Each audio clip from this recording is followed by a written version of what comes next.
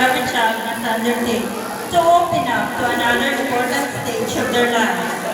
It's an honor to be here to this special event, which is the high point of the academic achievement of our dear graduates. Another history is slowly unfolds as we come to an end of the school year 2025-2026.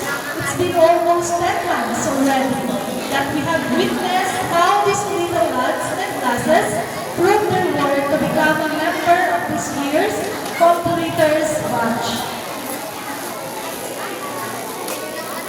Good afternoon, everyone. Welcome to the 68th graduation rite, Full School Praise of Bumahang Elementary School with the theme, Pilipinong nagsipagtakot, handang mamuno ng may kakayahan at mabuting pagkatao.